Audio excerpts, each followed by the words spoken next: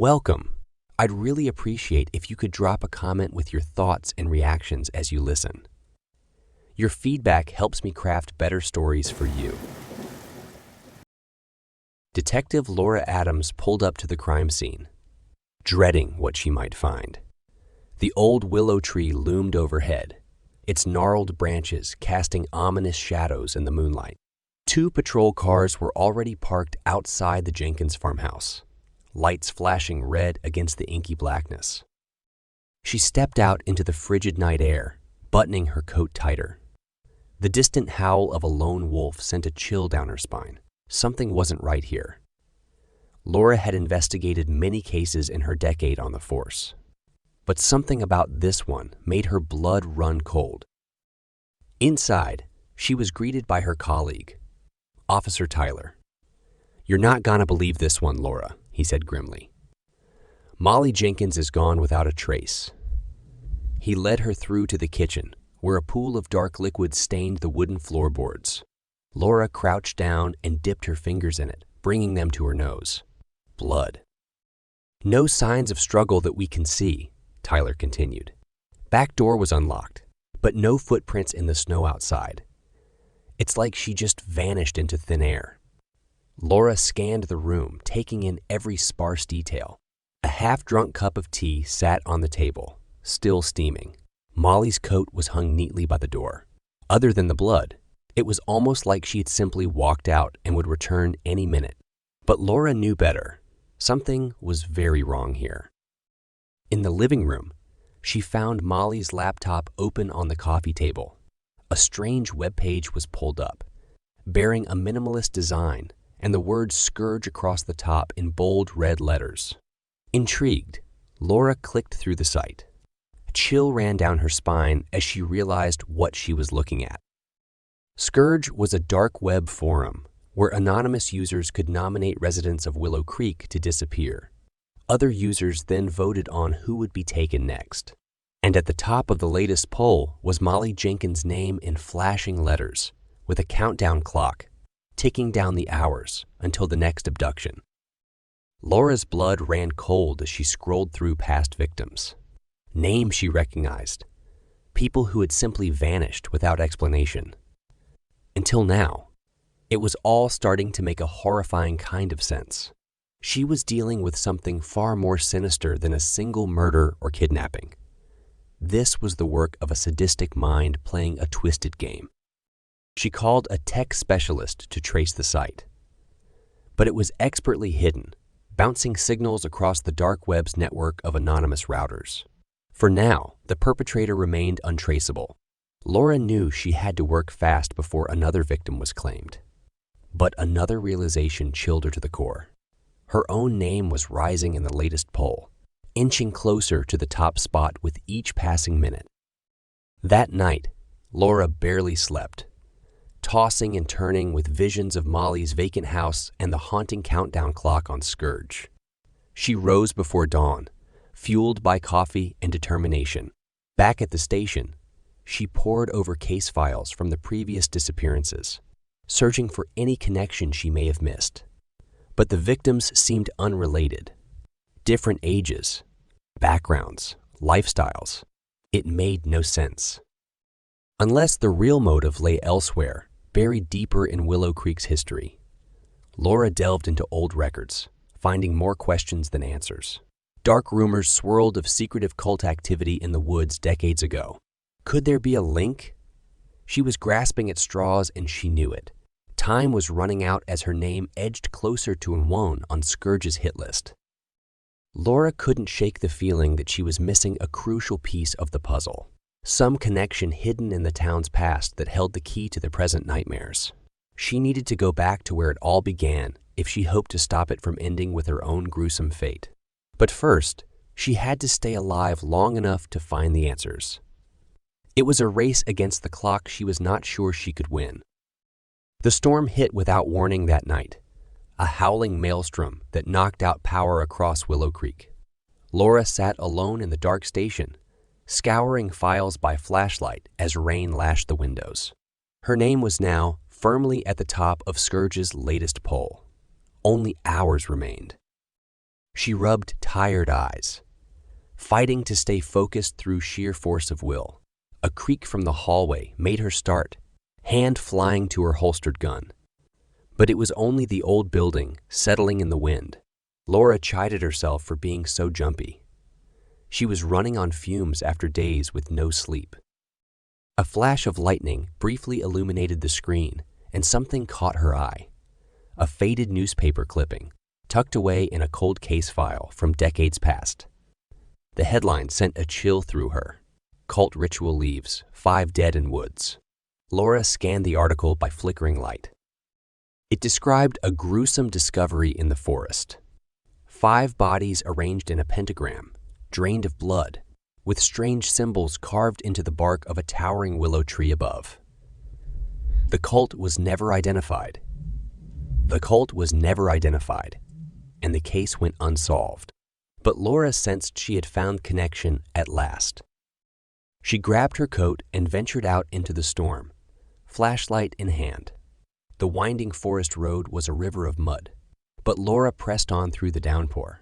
At last, she reached the site described in the article, barely recognizable under new growth.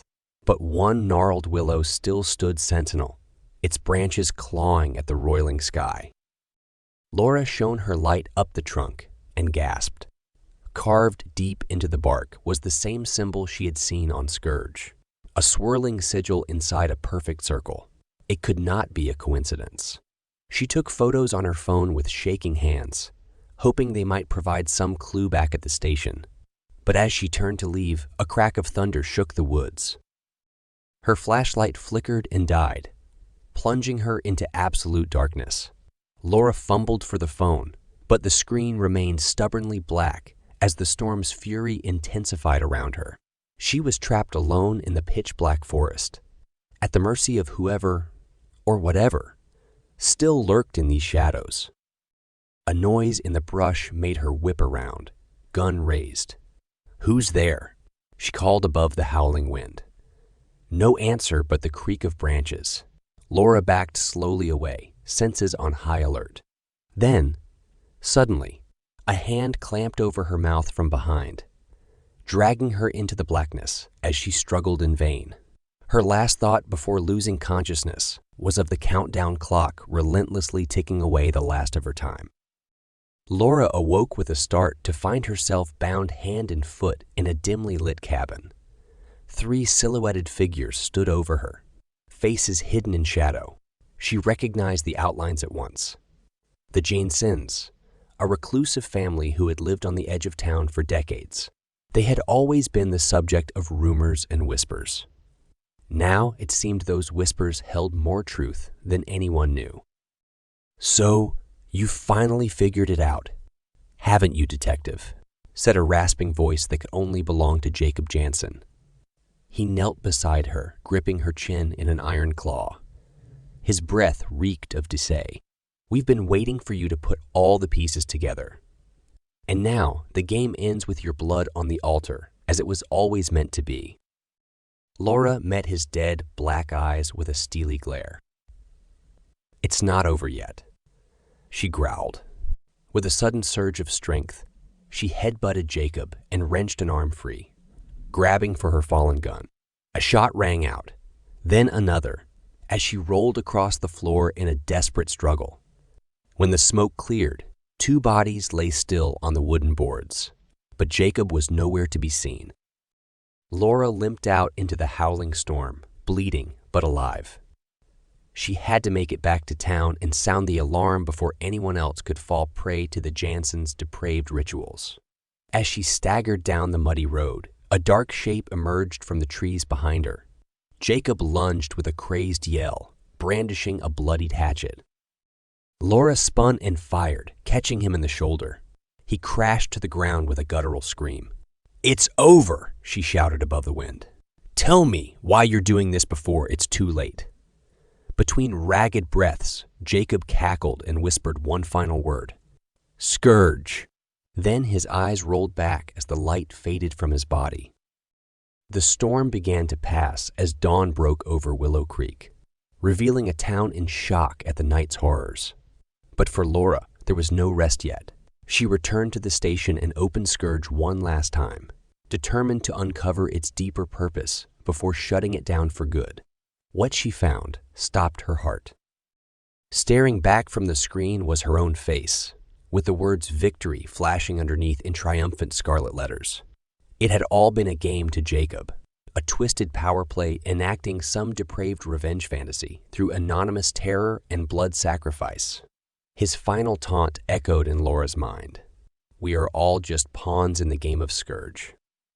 She deleted the site for good, but its evil would linger on in her nightmares and the town's memories. Willow Creek would never be the same.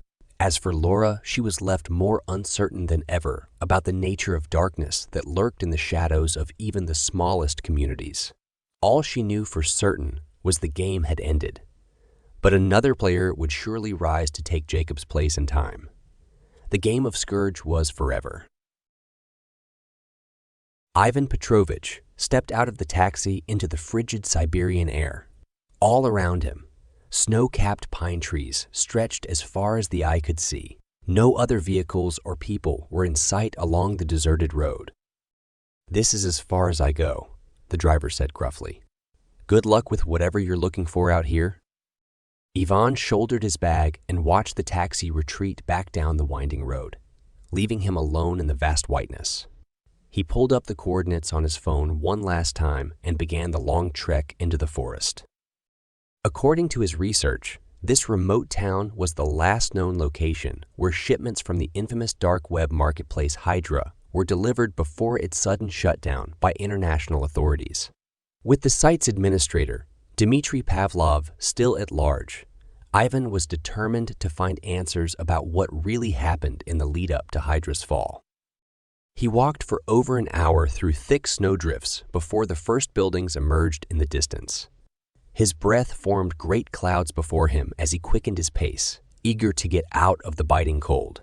But as the town came into view, an eerie stillness hung over it. No smoke rose from chimneys. No vehicles or people were on the streets. An unnatural silence had fallen over the snow, covered rooftops and barren trees. Ivan's footsteps seemed unnaturally loud as he made his way down the empty main road, calling out periodically. Only his echo answered back. A thin layer of fresh, powdery snow covered the sidewalks, undisturbed except for his tracks. Shop doors stood open, yet no one was inside. It was as if the entire population had simply vanished. A sense of unease crept over Ivan as he explored further. In the town square, he noticed dark stains marring the pristine white snow. Upon closer inspection, he realized with horror that they were smears and splatters of blood, still fresh and red against the white backdrop. Scattered nearby were shreds of torn clothing and what looked disturbingly like human remains. His heart began to pound. What could have happened here? Where had all the people gone?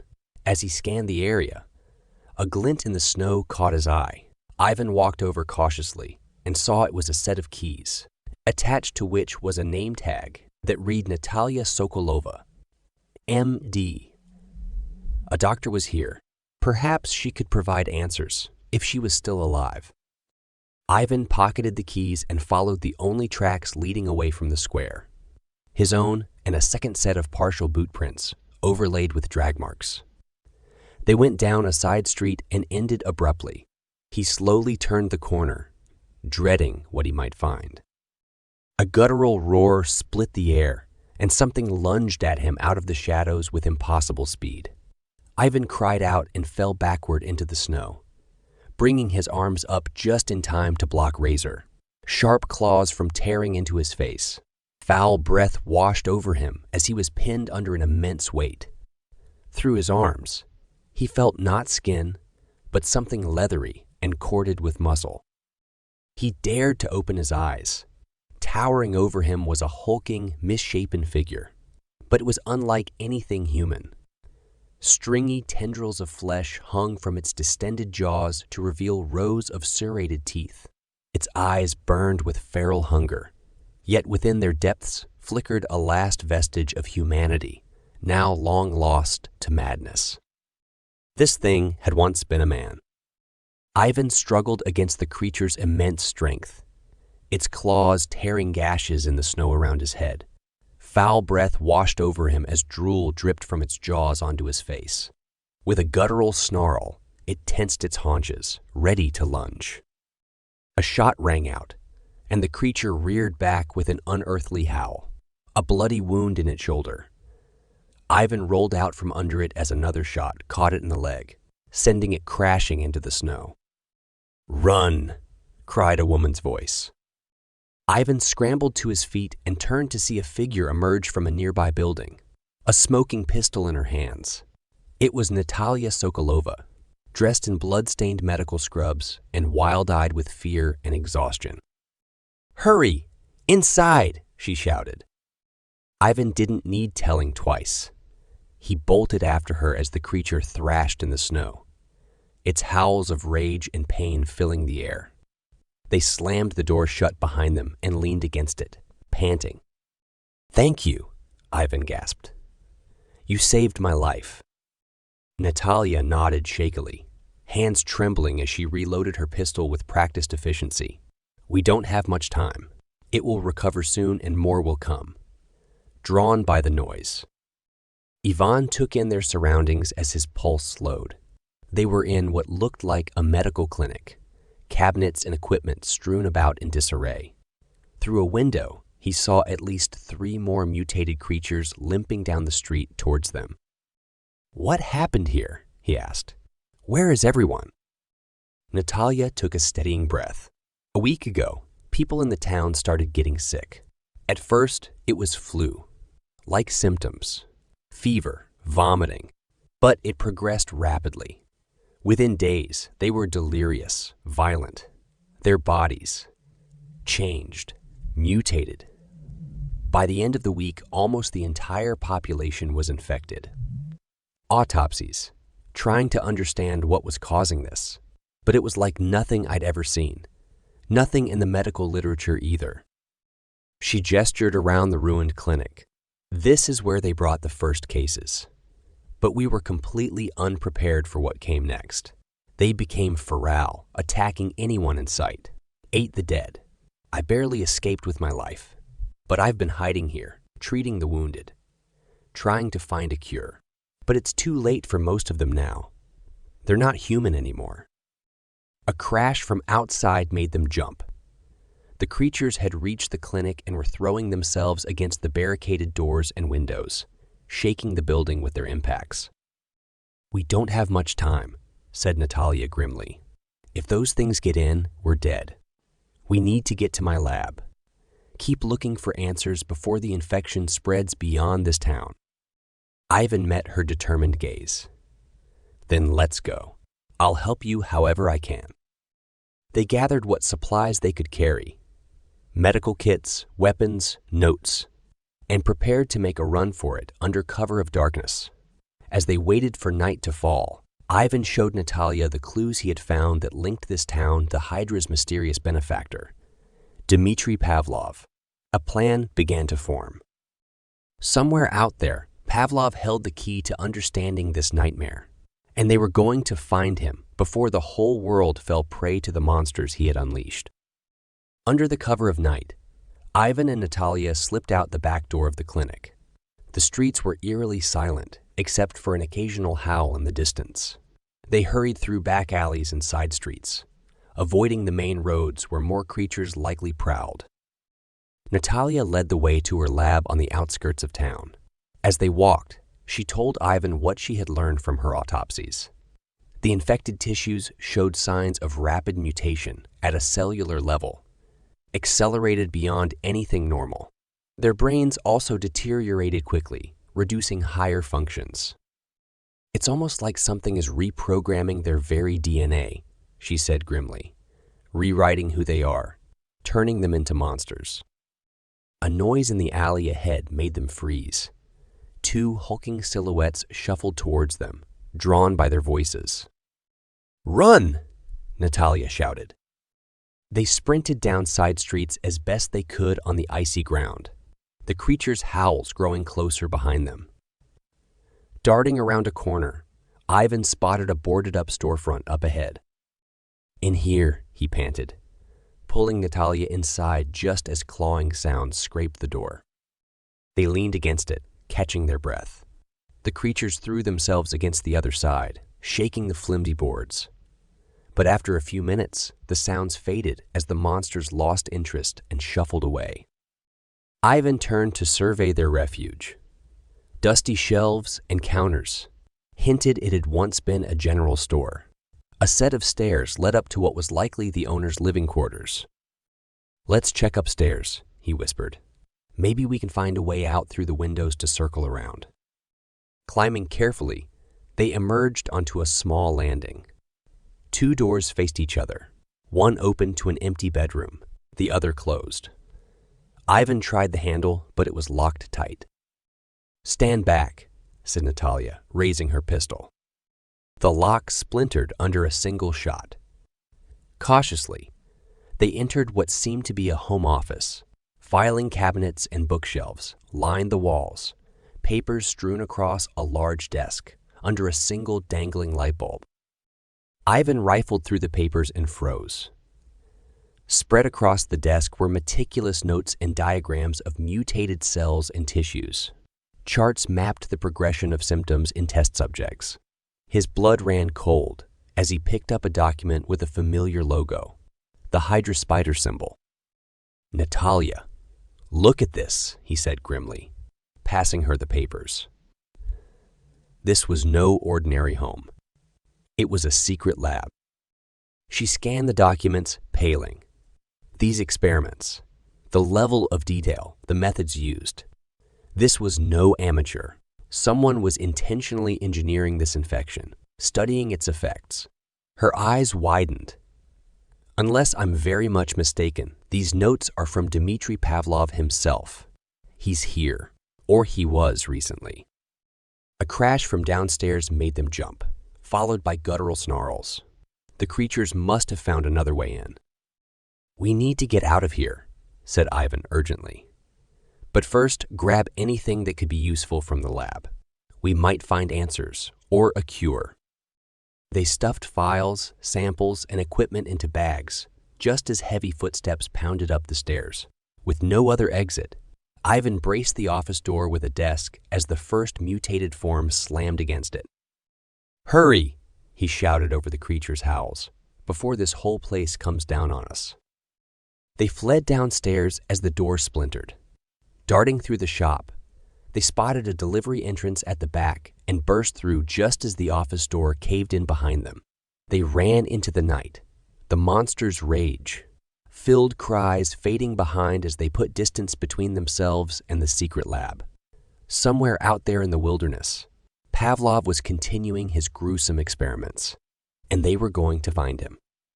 Ivan and Natalia huddled in the ruined clinic, sorting through their findings by candlelight. They had pored over Pavlov's notes for days, piecing together clues. The bioweapon he created was ingenious and sinister, a virus that hijacked the brain's limbic system, reprogramming it to override higher reasoning and unleash primal, violent instincts. But it was still in early testing phases, with many unknown variables.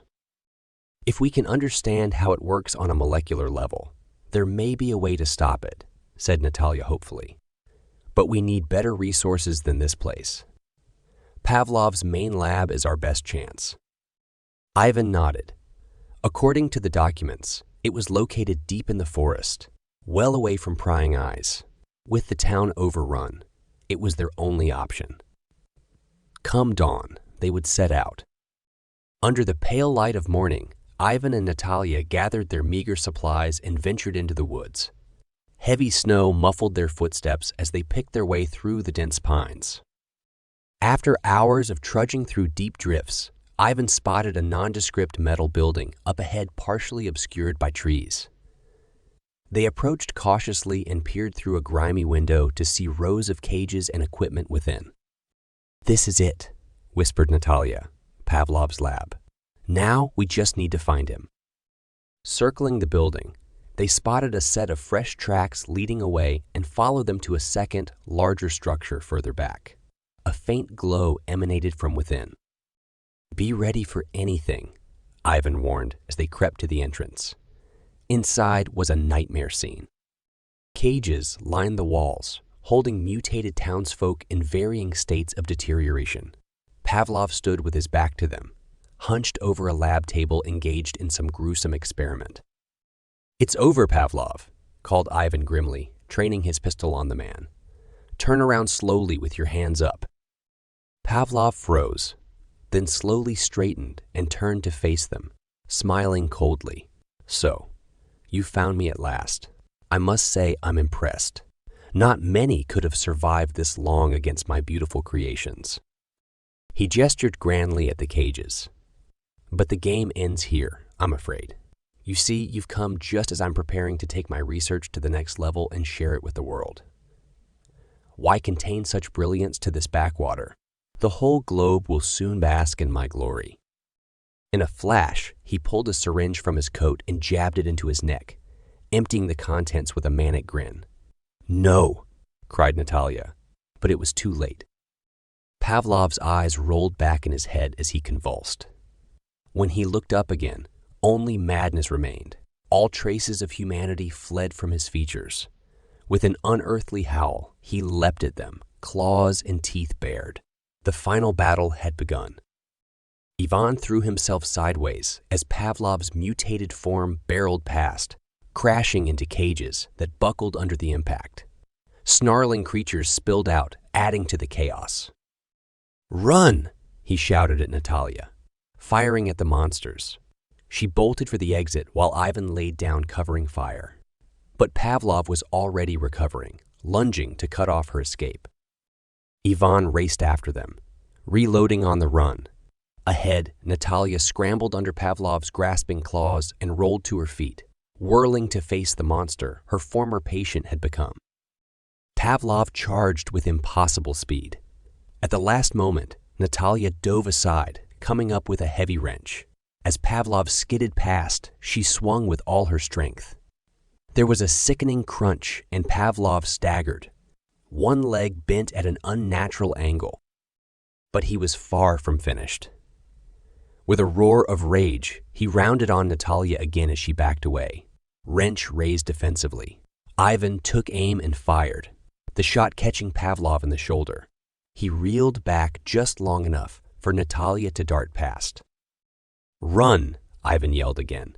"We'll lead them into the forest. Lose them there." They fled into the woods as Pavlov and the other creatures gave chase. Dodging between trees, they could hear the monsters closing in, branches snapping under their pursuit.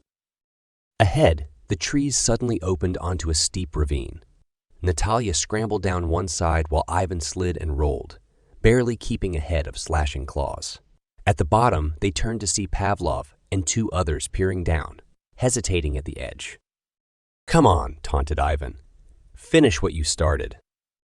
With enraged howls, the creatures launched themselves after their prey, but the slope was too steep, and their mutated bodies less suited to such terrain. All three creatures lost their footing, tumbling and crashing down the ravine in a tangle of limbs and snarls. When the avalanche of flesh came to a stop at the bottom, only Pavlov was still moving, badly injured but alive. He dragged himself towards Ivan and Natalia on three limbs, leaving a gruesome smear of blood behind him. "It's not over," he rasped. "My creation." With her last two bullets, Natalia took careful aim and fired. Pavlov's head snapped back, his light finally fading from those maddened eyes. A terrible silence fell over the ravine. "It's over," said Natalia softly, lowering her pistol. They had survived, but at such a cost. An entire town lost to Pavlov's madness. Ivan put a hand on her shoulder. "But you found the strength and skill to stop this threat from spreading further. You saved lives, and with any luck, from what we've learned, others may yet be cured. There is hope." Natalia nodded, taking a shaky breath as she gazed at the carnage around them. It would be a long road to recovery. But together, perhaps they could begin to undo the evil wrought upon this place. For now, the night was over, Dawn was breaking over the forest, and with it, a new day.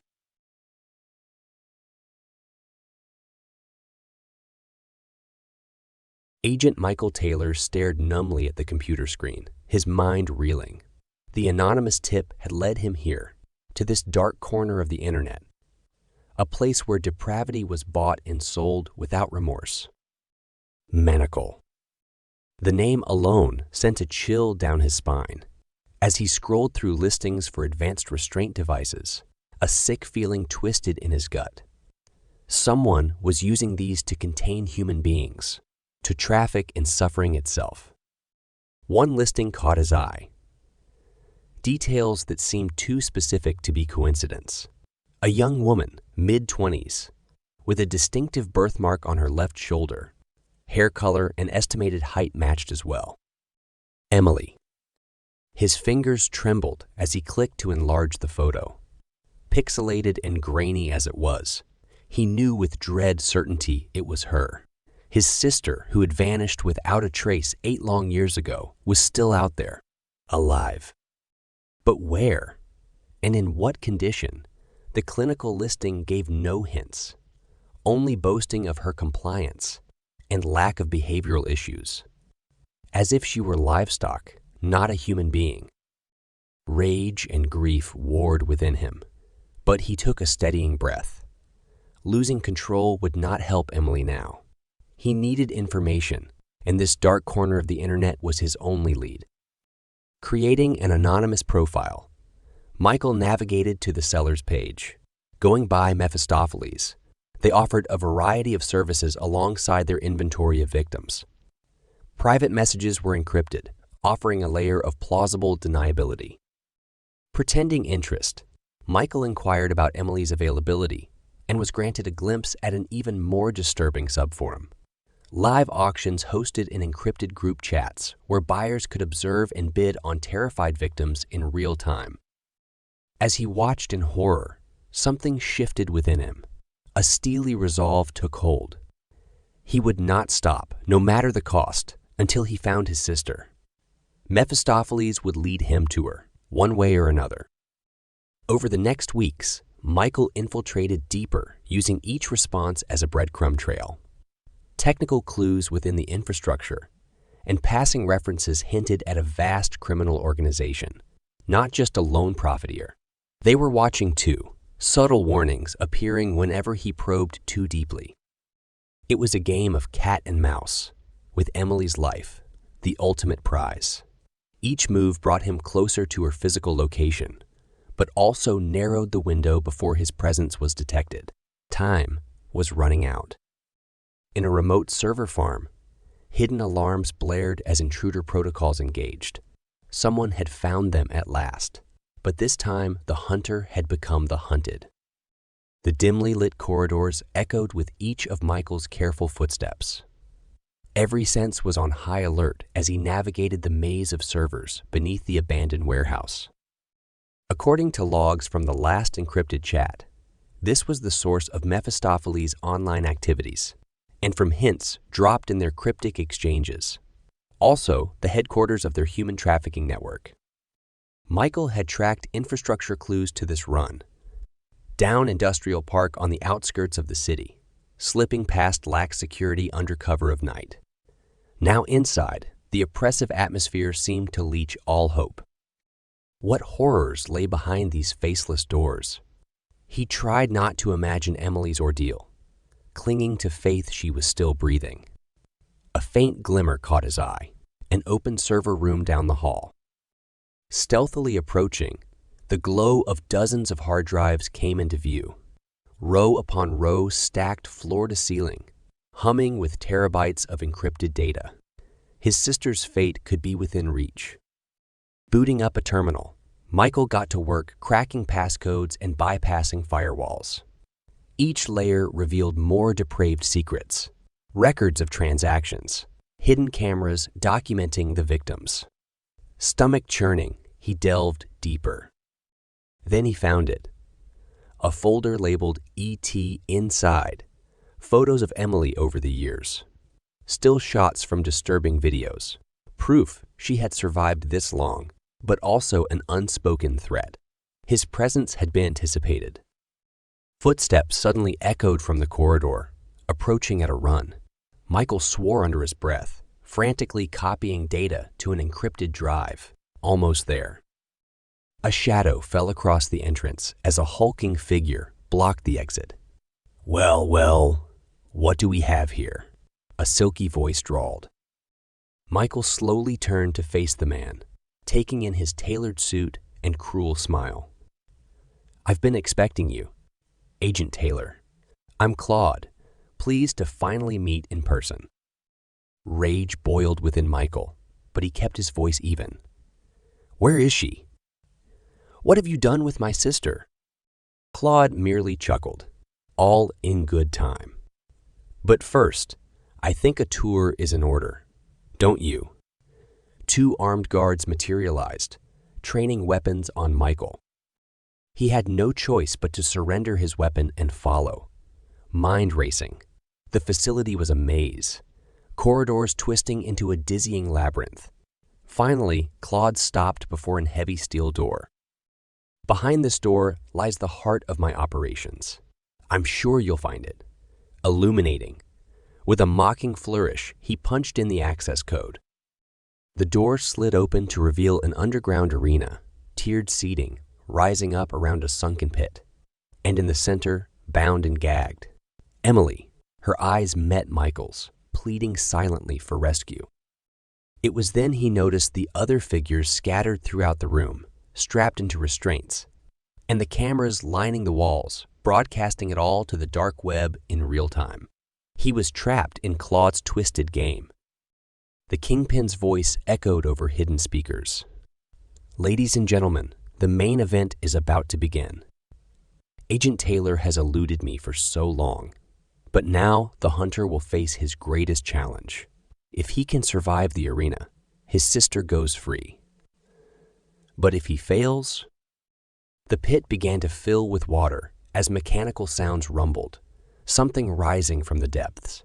Michael drew in a shaky breath, steeling himself for the fight of his life. This nightmare was only just beginning.